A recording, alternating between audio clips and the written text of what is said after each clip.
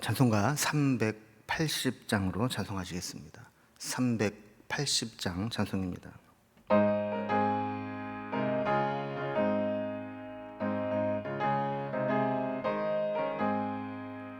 나의 생명 되신 주 주님 앞에 나아갑니다. 주의 흘린 보혈로 정케하사 받아주소서. 날마다 주를 찬송하겠네. 주의 사랑 줄로서 나를 굳게 잡아매소서. 괴로운 세상 지낼 때 나를 인도하여 주소서. 주를 믿고 나가면 나의 길을 잃지 않겠네. 날마다 주를 찬송하겠네. 주의 사랑 줄로서 나를 굳게 잡아매소서. 세상 살아갈 때에 주를 더욱 사랑합니다. 밝고 빛난 천국에 나의 영혼 들어가겠네. 날마다 주를 찬송하겠네. 주의 사랑 줄로서 나를 굳게 잡아매소서. 아멘.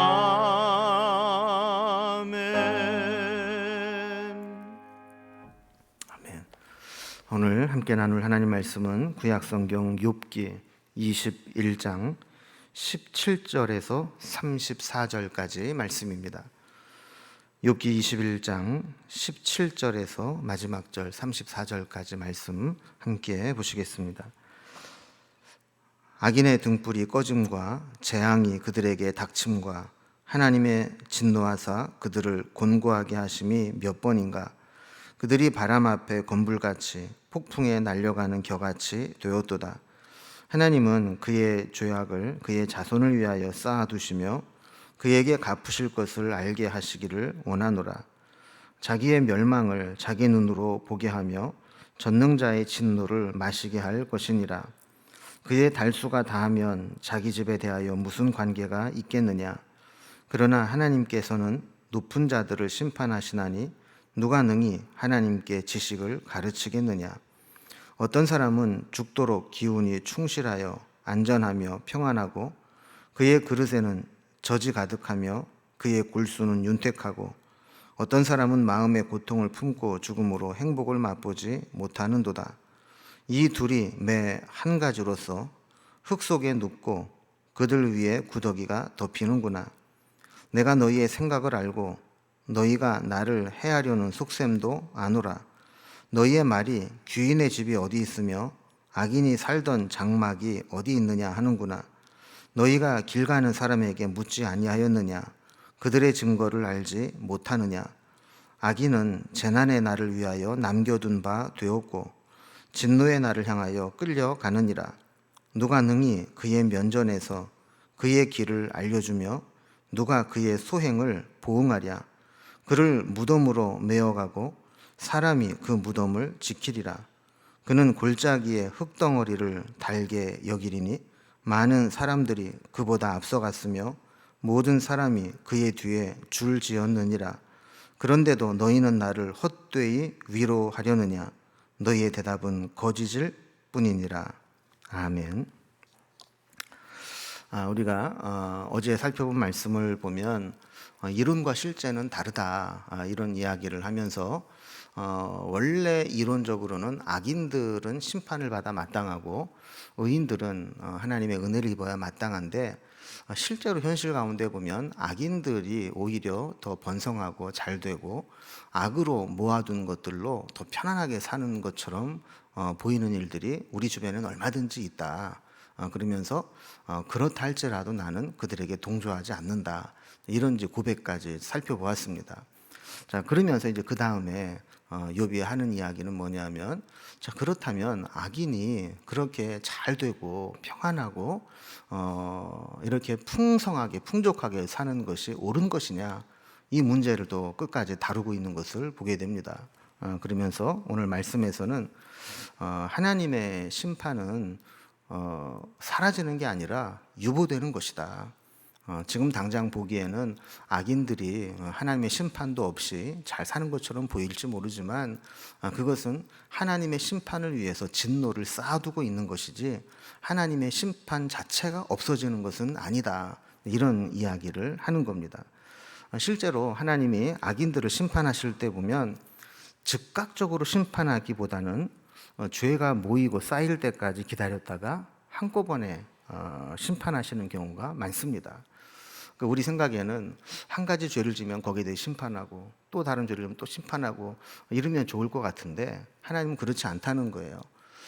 어쩌면 하나님께서 악인들에게도 회개하고 돌이킬 기회를 주시는 것인지는 모르겠지만 어쨌든 하나님은 악인이라고 해서 막 즉각적으로 보응하시고 심판하시는 게 아니라 계속 기다리고 쌓아두셨다가 그 죄의 무게가 다 차고 나면 그때 한꺼번에 이제 심판하시는 경우가 있다는 겁니다. 어떤 분은 이제 그걸 쓰레기통에 비유를 하더라고요. 우리 이제 쓰레기통을 비우는데 쓰레기가 뭐 한두 개 들어갔다고 쓰레기통을 비우지는 않잖아요. 어느 정도 쓰레기통이 차야 비우는 것과 마찬가지로 악인들도 심판을 하실 때 한두 개 죄를 지었다고 금방 그때마다 즉각적으로 심판하시는 게 아니라 하나님의 그 저울에 그 죄가 무게가 탁 차게 되면 그때 한꺼번에 심판을 하신다는 거예요. 근데 문제는 이렇게 하나님의 심판이 유보되고 있는 중에 악인들은 착각을 합니다. 이게 이 정도는 죄를 져도 괜찮구나. 이 정도는 악을 행해도 괜찮구나. 더 나아가서는 내가 악을 행해도 하나님이 심판하지 않네? 그렇다면 하나님이 없는 거 아닌가? 이런 착각을 하게 되면서 악인들은 더더욱 기고만장하게 악을 행하게 되고 그것을 지켜보는 의인들의 입장에서는 너무 답답하고 힘든 시간들을 보내야 되는 것이죠. 그래서 우리는 하나님이 악인을 심판하는 그 방법, 원리를 알아야 악인들이 번성하는 것을 보면서도 시험에 들지 않게 됩니다. 그래서 오늘 본문에서는 현세에서는 악한 자들의 징벌이 보류될 수 있고 또 의인들도 이 세상에서 영원히 사는 게 아니고 영원히 복 받는 것으로 끝나는 것이 아니라 결국 이 땅에서의 것들은 하나님이 때가 되면 다 심판하실 것이고 하나님 앞에 서게 되면 이 세상에서 조금 더 잘 살았느니 못 살았느니 이게 아무것도 아니라는 거죠. 그렇게 이제 마지막에 종말론적인 해석까지 하는 것이 오늘 욥이 말하고자 하는 이야기의 주제입니다. 여러분 한 절 한 절 좀 살펴보겠습니다. 먼저 17절을 보면 악인의 등불이 꺼짐과 재앙이 그들에게 닥침과 하나님의 진노가 그들에게 곤고하게 하심이 몇 번인가 그랬어요. 그러니까 욥이 볼 때 악인이라고 해서 다 즉각적인 심판과 멸망으로 이어지는 것은 아니라는 것이죠. 중간중간 그들이 등불이 꺼지고 재앙이 닥치고 하나님의 진노가 임해서 그들을 곤고하게 하시기는 하지만 그것으로 끝나는 게 아니라 또 재기하고 또 다시 살아나면 또 그런 일이 반복되고 이렇게 될 수 있다는 거예요. 자, 그렇지만 18절에 보면 그들이 바람 앞에 건불같이 폭풍에 날려가는 겨같이 되었도다 그랬습니다. 악인들이 다 즉각적인 심판을 받는 것은 아니라 할지라도 많은 경우에 보면 그들의 마지막은 결국 바람 앞에 건불과 같이 다 불타 소멸되어 버리고 폭풍에 날려가는 겨와 같이 순식간에 다 망하고 사라지게 될 거라는 겁니다. 또 19절에서 악인의 자손들에 대해서도 이야기합니다. 하나님은 그의 죄악을 그의 자손들을 위하여 쌓아두시며 그에게 갚으실 것을 알게 하시기를 원하노라. 저희가 어제 살펴본 말씀에 의하면 악인들의 후손들도 잘 된다 그랬잖아요, 그죠? 그런 경우가 있다는 거예요. 악인이 가지고 있었던 재물, 권세, 기득권 그대로 이어받으니까 일찍 기반을 잡고 일찍 성공한처럼 보이는 게 있는데, 욥은 그런 자들에게도 하나님께서 쌓아두신 그 죄악, 그것을 갚아주시기를 원한다. 그래서 욥이 악한 자들이 하나님이 당사자들에게도 또 자손들에게도 이런 죄에 대한 대가를 지불하게 하신다는 것을 알게 하고 보게 하면 좋겠다 하는 이제 이야기를 하는 겁니다. 그래서 20절 말씀을 보면 자기의 멸망을 자기 눈으로 보게 하며 전능자의 진노를 마시게 할 것이니라 그랬어요. 그러니까 욥은 그런 마음이 있는 거예요. 나중에 하나님이 악을 쌓아두었다가 그 자손들에게 그 진노가 임하게 하는 것도 좋지만 본인이 직접 자기가 멸망하는 것을 지켜보고 전능자의 진노를 마시는 것처럼 그렇게 멸망당하는 꼴을 좀 봤으면 좋겠다는 거예요. 왜냐하면 그래야 내가 지은 악이 얼마나 심각한 것이구나, 내 죄가 얼마나 하나님 보시기에, 전능자 보시기에 악한 것이구나, 이것을 깨달을 수 있지 않겠는가 하는 겁니다. 자, 그러면서 만약에 그가 죽고 나서 심판이 임하면 그 죽은 사람이 어떻게 알겠느냐 하는 거예요. 그래서 21절을 보면 그의 달수가 다하면 자기 집에 대하여 무슨 관계가 있겠느냐. 이 얘기는 뭐냐면 그의 달수, 그의 연수가 다 차서 만약에 죽고 난 다음에 하나님의 심판이 임하게 되면 그게 그 사람과 무슨 관계가 있느냐는 거죠. 아까 얘기했던 것처럼 살았을 때 멸망당하고 살았을 때 하나님의 진노로 심판을 받아야 내 죄악이 결국 이렇게 심판을 받게 되는구나, 이거를 깨닫게 될 거 아니겠는가 하는 그런 생각을 하고 있는 겁니다. 그래서 22절에서는 하나님의 심판 기준이 이러니 저러니 하면서 마치 자신들이 하나님이라도 된 것처럼 욥을 정죄하고 비난했던 이 친구들에게 욥이 비판하면서 이렇게 이야기를 합니다. 그러나 하나님께서는 높은 자들을 심판하시나니 누가 능히 하나님께 지식을 가르치겠느냐. 자, 여기에서 보면 하나님께서는 높은 자들을 심판하신다. 높은 자들이 누굴까? 일반적으로 성경학자들은 천사들이라고 해석을 합니다. 왜냐하면 이제 구약에는 이 천사를 우리 사람들보다 좀 높은 존재로 인식을 했거든요. 그러니까 이 세상에서 아무리 높은 자라 할지라도, 심지어는 하늘에 있는 천사라 할지라도 하나님께서는 그들을 다 심판하시는데, 사람 중에 누가 이것이 진리라고, 이것이 반드시 하나님의 하시는 일이라고 이렇게 하나님께 옳다고 당당하게 말할 수 있는 자가 누가 있겠느냐 하는 겁니다. 그래서 23절에서 26절까지 보면 쭉 이어지는 내용이 하나님이 악인을 심판하시고 의인을 번성하게 하시는 이 섭리가 하나님의 절대 주권 속에 있는 것이지, 사람이 인과응보니 권선징악이니 이런 식으로 딱 재단을 해서 하나님은 반드시 이렇게 하신다 이렇게 말할 수 없다는 거예요. 그래서 23절과 24절을 먼저 보면은요, 어떤 사람은 죽도록 기운이 충실하여 안전하고 평안하고 그의 그릇에는 젖이 가득하며 그의 골수는 윤택하고 그랬어요. 그럼 여기서 어떤 사람은 악인을 지칭하는 겁니다. 아까 어제도 살펴본 것처럼 악인들을 가만히 보니까 죽을 때까지 기운이 뻗치고 아주 안전하고 평안한 삶을 풍요롭게 살다가 그릇에도 젖이 가득하고 골수가 윤택하고 이렇게 풍요롭게 살아가는 경우가 있다라는 거예요. 이해할 수 없는 일이죠.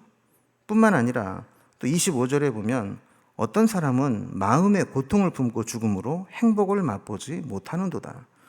여기서 말하는 25절에 어떤 사람은 반대로 욥과 같은 의인을 가리키는 겁니다. 그러니까 23절, 24절에서 악한 자임에도 불구하고 저렇게 유복하게 살다가 죽는데, 25절에 보면 어떤 사람은 의인은 마음의 고통을 품고 죽을 때도 행복을 맛보지 못하고 고통스럽게 마무리할 수 있다라는 거예요. 자, 그러니까 이러한 현실들을 보면 누가 하나님의 뜻이 이렇다라고 단정지어서 말할 수 있겠느냐는 겁니다.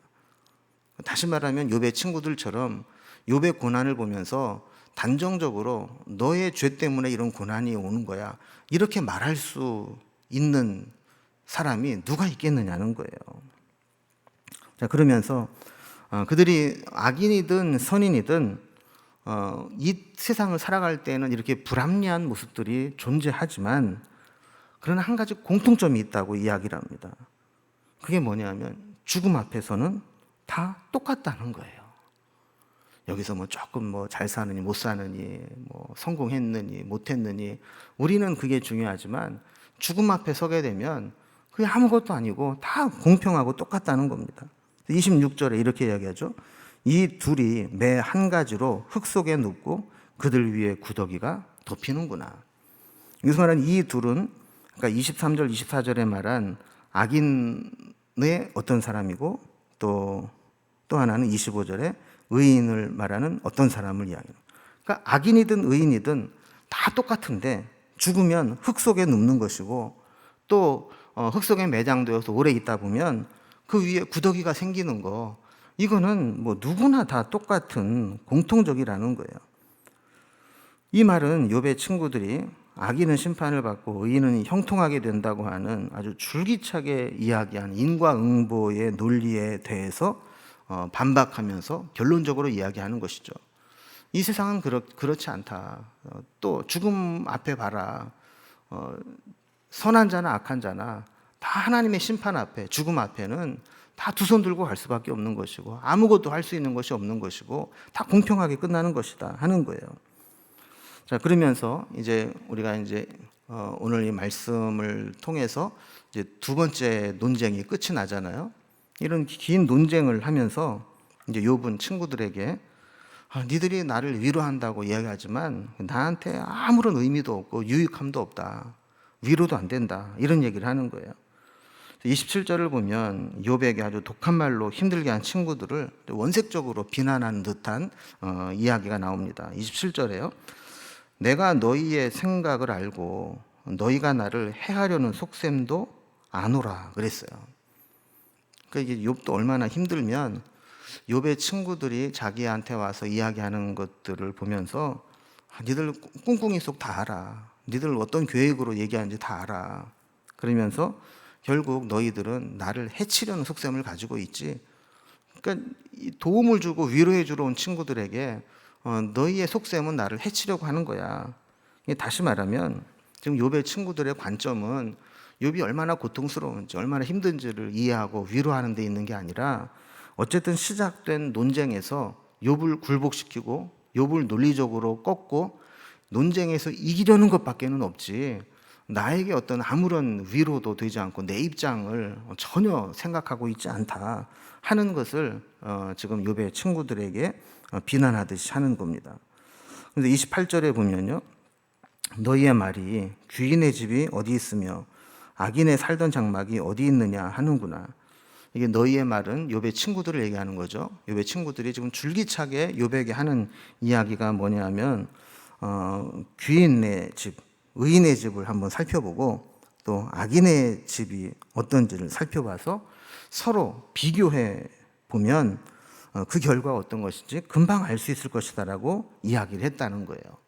자, 그러니까 의인들의 집을 하나님이 어떻게 복을 주고 번성하게 하는지, 그리고 악인들의 집을 하나님이 얼마나 심판하셔서 비참하게 만들었는지 이 두 개만 딱 살펴봐도 하나님의 그 의인과 악인을 대하는 모습을 알 수 있지 않느냐. 친구들이 계속 얘기를 했다는 거예요. 그런데 지금 욥은 그거는 인과응보적인 이론에 불과한 것이고 친구들이 이야기하는 것도 매번 맞는 것은 아니다라는 것을 반박하고 싶은 겁니다. 자, 그래서 29절을 보면은요. 너희가 길 가는 사람에게 묻지 아니하였느냐 그들의 증거를 알지 못하느냐. 그래서 누구에게 이거를 물어보더라도 자신의 논리가 매번 맞는다고 말해주지는 않을 것이다 라고 이야기를 하면서 이제 30절에 보면요, 악인은 재난의 날을 위하여 남겨둔 바 되었고 진노의 날을 향하여 끌려가느니라 그랬어요. 자, 그러니까 이게 참 무서운 말이거든요. 악인에게 심판이 유보된 이유는 심판의 날, 재난의 날, 하나님이 심판받게 하는 날, 그날 심판대에 세우기 위해서 보이지 않는 하나님의 줄로 그들을 끌고 가고 있는 것과 같다라는 겁니다. 그러니까 이 줄을 타이트하게 매놓지 않으면 자기는 뭐 자유롭게 활동하고 생활하는 것처럼 보이지만 결국 그 줄에 이끌려 가는 것을 보면 하나님께서 결국 그들을 심판하기 위해서 끌고 가는 것에 불과하다, 이런 이야기를 하는 겁니다. 지금 당장은 이제 선악 간의 심판을 알 자가 없지만 결국 하나님이 그렇게 하신다는 거예요. 그래서 31절을 보면 누가 능히 그의 면전에서 그의 길을 알려주며 누가 그의 소행을 보응하랴. 그러니까 하나님이 지금 심판하시고 하나님이 좀 당장은 심판하지 않지만 심판을 유보하시고 결국에는 끌고 가셔서 심판하시는 그 길을 알려주는 사람이 없고 아는 사람도 없다라는 겁니다. 32절을 보면 32절과 33절을 이어서 봅니다. 그를 무덤으로 메어가고 사람이 그 무덤을 지키리라. 그는 골짜기에 흙덩이를 달게 여기리니 많은 사람들이 그보다 앞서갔으며 모든 사람이 그의 뒤에 줄 지었느니라 그랬습니다. 이 말은 뭐냐면 악인들도 죽으면 무덤으로 메어다가 사람들이 장사를 치러준다는 거예요. 그러니까 이게 사람이 참 묘하죠. 살았을 때 아무리 악을 행하고 그래도 일단 딱 죽고 나면 고인에 대한 이제 예를 표하게 되고 악인이라 할지라도 그 장례는 잘 치러주게 된다라는 겁니다. 그러니까 사람들은 그 사람의 이 선악보다도 그가 가지고 있는 모습, 성공한 모습, 가지고 있는 힘, 이런 것들에 관심이 많습니다. 그래서 이런 말들을 통해서 전체적으로 종합을 해보면 욥의 친구들이 한 말들을 지금 반박하고 있는 겁니다. 욥은 아까도 계속 말씀드렸지만 줄기차게 인과응보적인 이론, 논리, 이것으로 욥을 굴복시키려고 하고 있고, 또 욥은 계속해서 실제는 반드시 그런 것은 아니다 라는 것을 계속 반박하고 있는 것이죠. 그래서 34절에 보면 그런데도 너희는 나를 헛되이 위로하려느냐, 너희의 대답은 거짓일 뿐이니라. 자, 이렇게 이제 이야기를 하면서 욥의 친구들과 논쟁의 2라운드를 마무리하면서 너희는 나를 헛되이 위로한다, 위로가 안 되는 위로를 하고 있다 그러면서 너희가 나에게 뭐 별의별 얘기를 다 하고 나를 논쟁에서 굴복시켜서 나를 꺾으려고 하고 있지만 너희의 대답은 다 거짓일 뿐이다. 참된 말이 없다. 하나님 앞에서 보면 쓸 수 있는 말이 하나도 없다. 이런 이야기를 하면서 오늘 이제 두 번째 라운드의 논쟁이 끝이 나고 있는 것을 보게 됩니다. 우리도 이 욥의 이야기를 통해서 늘 기억해야 될 것이 하나님의 섭리, 또 죄인을 대하는 모습, 또 의인을 대하는 모습은 우리가 생각하는 것처럼 즉각적으로 이루어지지 않습니다. 그래서 신앙생활 한다는 것, 믿음으로 기다린다는 것이 어렵죠. 때로는 믿음으로 하나님 붙잡고 살아가지만 힘든 시간들을 오랫동안 견뎌야 될 때가 있고, 또 반대로 나는 이렇게 힘들게 믿음을 지키는데 저쪽에 보면 믿음도 없고 세상적인 편법을 통해서 더 잘 사는 사람들을 보게 되면 저게 진짜 세상 사는 건가? 저게 잘 사는 건가? 이런 또 흔들림과 미혹을 받을 수도 있는 것이죠. 그러나 우리는 하나님의 마지막 심판을 늘 염두에 두고 살아가는 사람들입니다. 그래서 지금 당장 내가 믿음으로 사는 것이 즉각적인 보응이 없다 할지라도 우리는 하나님의 마지막 심판을 믿고 기다리며 살아야 되고, 또 악인들이 아무리 또 잘되고 형통한 것처럼 보인다 할지라도 그것을 보면서 비교하거나 또 미혹되거나 흔들리거나 그럴 필요도 없습니다. 세상 풍조는 나날이 변해도 나는 내 믿음을 지키고 하나님 앞에 살아가게 되면 때가 되면 하나님께서 하나님의 뜻을 우리에게 나타내 주실 것이기 때문입니다. 오늘도 그 하나님을 바라보면서 흔들림 없이 믿음의 길을 묵묵히 걸어가는 저와 여러분이 될 수 있기를 주님의 이름으로 기원합니다. 기도하겠습니다. 하나님 아버지, 욥이 친구들과 논쟁을 또 두 번째 논쟁을 마무리하면서 그는 이론과 실제가 다르고 실제로 우리가 느끼는 것들이 다르다 할지라도 하나님 앞에 또 죽음 앞에 하나님 심판 앞에 서게 되면 다 똑같은 것이고 이 세상에서 아등바등하던 것이 의미가 없다는 것을 깨닫고 초월적인 생각을 하는 것을 살펴보았습니다.